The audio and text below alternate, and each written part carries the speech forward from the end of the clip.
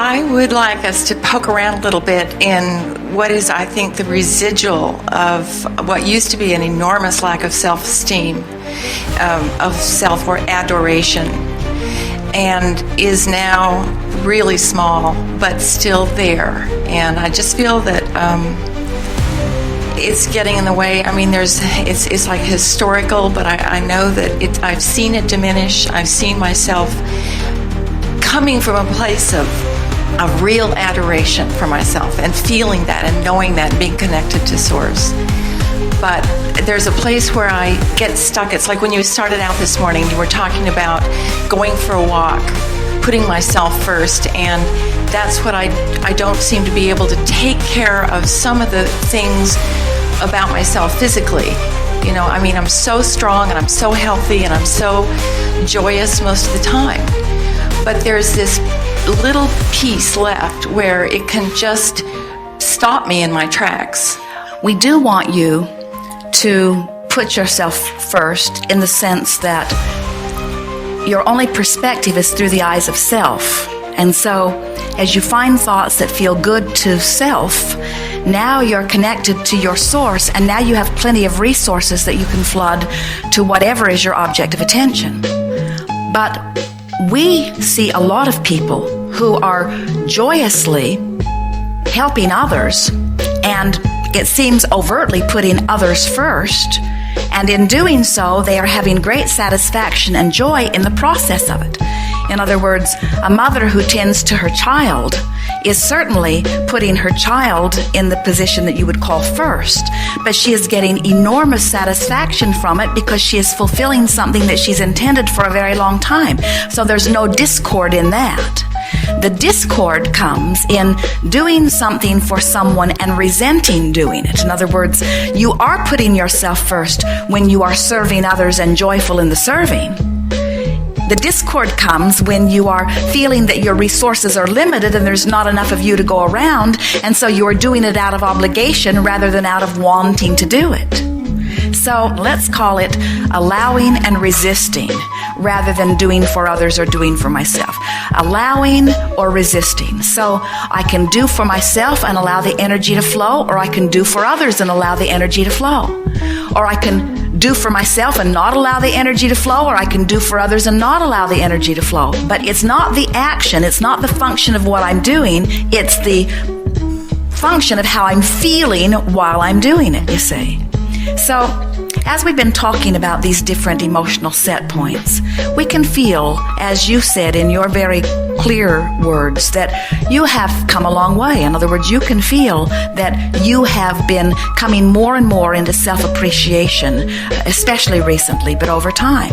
It's something that everyone is born doing, and then many of you lose as you're trying to find your relationship to everyone else around you, and then most eventually come back around to it. In other words, you always do when you make your transition. Sometimes you see very little ones selfish enough to kick up a ruckus in order to make sure they get what they want, and very old ones selfish enough to kick up a ruckus to make sure that they get what they want.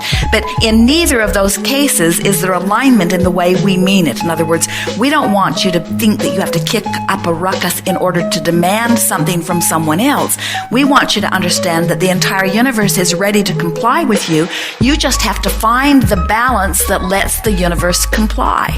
And so the way you selfishly put yourself back in the place that you allow well-being to flow to you in the way you deserve and in the way that is absolutely normal is just through trial and error. In other words, you throw some fits and see where it gets you.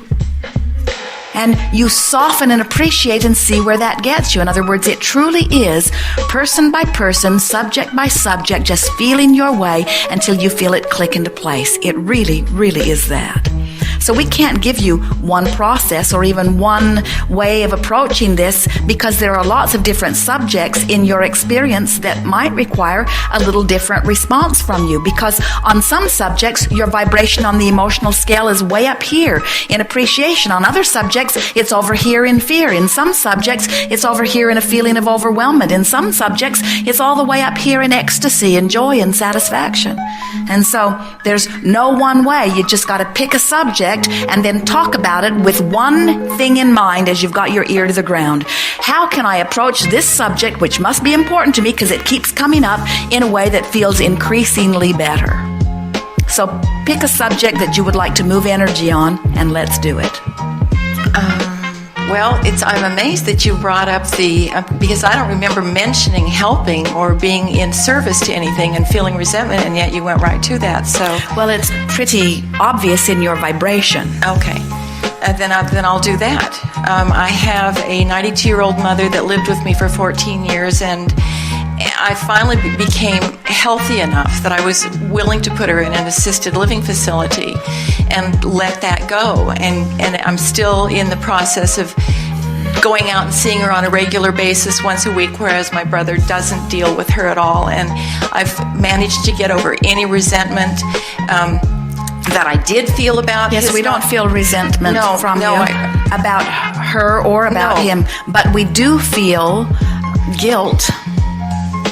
Are we getting it from somewhere else? In other words, talk to us about that just a little bit. Well, she is senile, and that would be something else I'd like to ask you. Just basically, is it the same as any other dysfunction, physical dysfunction? It's the way many people begin their transition. In other words, if someone is no longer focused in a way that they are calling life through them here, but they are still beating the drum of not believing that they have fulfilled the reason for being here, then they set themselves up in a situation where they can't go and they can't stay. And so the kind source energy begins a gentle withdrawal of focus that then makes it easy for the scales to tip. I thought that was right. Yes. So the guilt that you think I'm feeling or that you feel in me is possibly some sort of abandonment of her, and then that rings a bell with me in terms of I've had a fear of abandonment in my life that I don't know where it comes from, but I know that it strikes a chord. Well, when you think about it, think about coming into this experience and being dependent for a time upon someone like your mother, and never really ever feeling like she was fulfilling the role that you would have liked her to have fulfilled. And so even though she was physically there, it never really felt like it quite fit into place in the way that it should have. And then we're not just talking about you, although we are. We're talking about almost everyone. And then on the other end of it, here so many of your parents are now not able to take care of themselves. And so you look at that and you wonder where you are headed. So then this insecurity just sort of feeds on itself, because I started out not being able to take care of myself. I depended upon somebody who didn't do a very good job of taking care of me. And now I see that that person who didn't take very good care of me is now needing me to take care of, and then what's in store for me?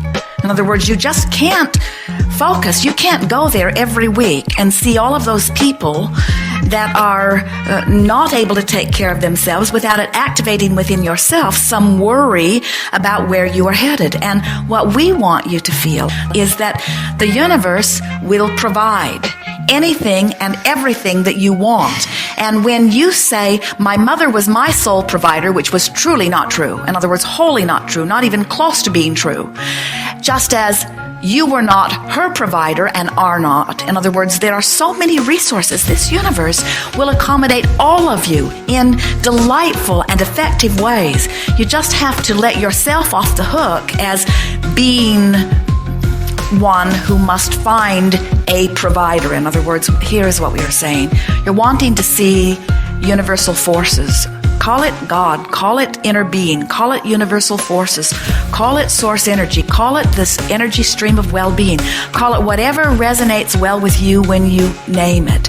But try to accept that it will always provide for you. It always has. Unbelievably. Well, that's good. That's a good vibrational place. Now, if it always provides for you, does it always provide for everyone else? If they allow it. And if they don't allow it, can you fill that void? I cannot. So You've come to the place where you are willing to let everyone be their own independent advocate of well-being. You're really ready to allow that? I am. Coming from a place of being a fixer of everything. I would fix people to death till they were on their knees, and now I don't do that. So we believe you. We can feel that vibrational trek that you've made. So now, where are you and what do you want us to help you with? It's almost like there's a dichotomy. There's a dual personality in the sense that sometimes when I'm out in the world, in the flow, I am in sometimes ecstatic joy. I just feel there's an Abraham tape in my car all the time. I've been focusing on it for 7 years. I've made incredible changes in my life. And coming from a place of literally self-loathing that I wasn't even aware of. And now I've processed it to just this occasional, when I'm almost like when I'm exhausted and I don't give myself permission to go to bed early. I want to value myself to the point that I can joyfully get up in the morning and go for a walk before anything else happens. I want to feel that I deserve to go to bed at a reasonable hour. What keeps you from getting up in the morning and taking a walk, which you claim is your heart's desire? Why don't you do that? Who stands in your way? I do.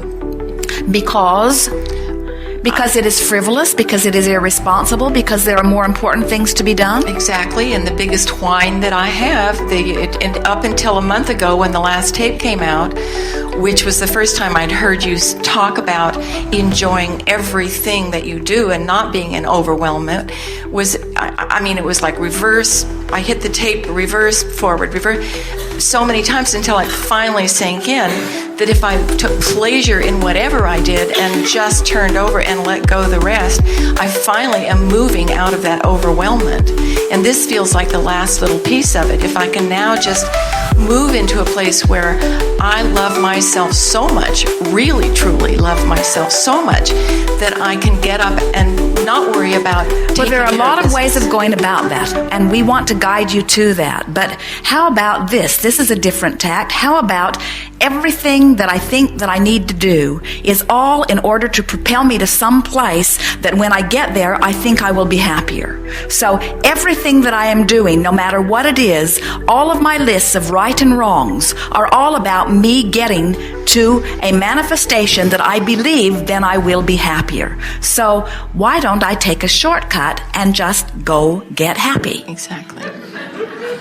We encourage you to test this. This is not a theory that we are practicing for the first time on humans. Unlike your medical research.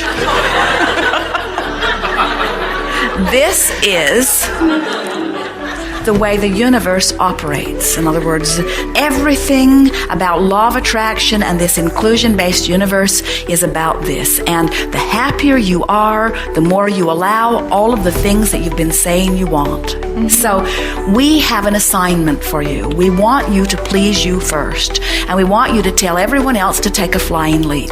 Only problem is, you too. Only thing is, in your case, there are not that many others that you will be able to tell to take a flying leap. In other words, there are not a lot of others that are making demands on you. It is your own internal contradictions. It's like Esther. She will say, I am free to do anything in the world that I choose to do. For me to ever be in a moment of complaining is as screwy as it gets. Because I'm in charge of everything about my life experience. And we say, yes, but you have these habits of thoughts that are carryovers from when you didn't believe that you were in charge of everything. Exactly. And you sort of have to release them just one triumphant whoosh at a time. Yeah. Yes, Thank indeed. you very much. Yes, indeed.